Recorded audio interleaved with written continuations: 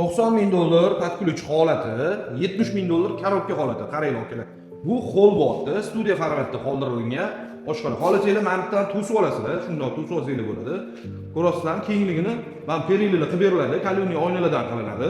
Zinalarni ham ko'rasizlar, kafillarda bitirib qo'yilgan, cho'tki qilib. Ko'rasizlarmi? Oppoqqina mashxona dosillarni kutib turibdi-da. Sanuzulni qaranglar, kengligini, smestiklari qo'yib beriladi. Polni qilib beriladi ishlari.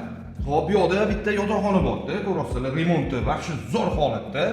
Buni o'tgan safar korobka holatini chiqardik. Bu endi bitta mana. Bunisi zal bo'pti. Zalni ham ko'rasizlar, kattagina, keng, kichkina bo'lib qolmagan. Xonadonimizda 1.3 sotuvga tushgan. Orqada havo aylanadigan joylarigacha dashi bor, yorug'lik tushtirishiga joylar qilingan. Zal kengligiga bitta ahamiyat beringlar. Qaranglar, kichkina bo'lib qolmaganda 1.3 sotuvga shunaqa ham zo'r xonadon qurib qo'yishgan. Hozir qarang, podvalda bitta ko'ramiz, keyin ikkinchi qavatga chiqamiz. Bu xonadonimizda 2 qavatli bo'ladi. Mana podvalda ham polni bitirib qo'yilgan, ko'rasizlar. 30 kvadrat atrofida podvali bor. Xudo xolasa, zo'r holatda bo'pti. Adresini aytadigan bo'lsam, Nazarbayeva postidan 4 kilometr kirib kelasizlar, Yangi tumanli mostdan taxminan 2 kilometr kirib kelasizlar.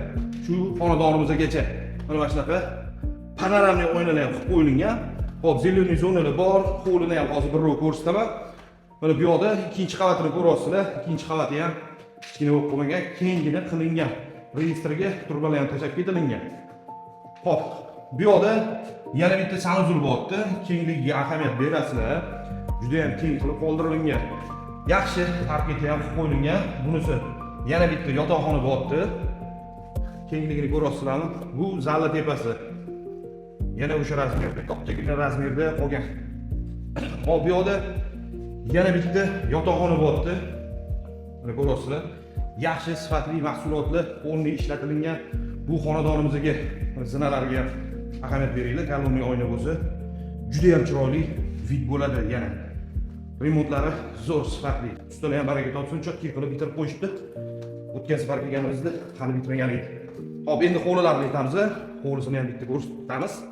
Ko'ringlar, hovlisini faqat o'zingizlarning xohishingizga qarab bitirib oladigan bo'lsizlar. Bitta hojatxona bor hovlida ham. Mana ko'rasizlar, zeleniy zonaga joy bor. Mashina qo'yishga joy bor. Ko'chada ham qolsa bo'ladi. Xonadonimizning fasad qismi shu ko'rinishda bo'ladi. Ko'rasizlar, kengina 1.3 sotuv bo'lgani bilan, lekin bag'ri keng ekan. Mana bu yoqda asfaltlar ham qilib qo'yilgan, tayyor, oltita qurilgan. Bu yoq tarafida hop, korobka holatda turibdi. Qolganlari 70 ming dollar. Bu bitgan holati 90 ming dollar bo'pti. Okalar, nomer qoladi, aloqaga chiqinglar. Kelib ko'ringlar, xudo xolisa sizlarga aniq yoqadi degan umiddamiz. Xonadon juda ham chiroyli, juda ham ko'rkam qilingan. Mana qaranglar, kengligini. Xudo xolisa aloqaga chiqaverasizlar. Ozgina o'tadigan joy bor. 90 ming dollar narxi bo'ldi bu xonadonimizning. Aloqaga chiqaverasizlar, charchamaydi.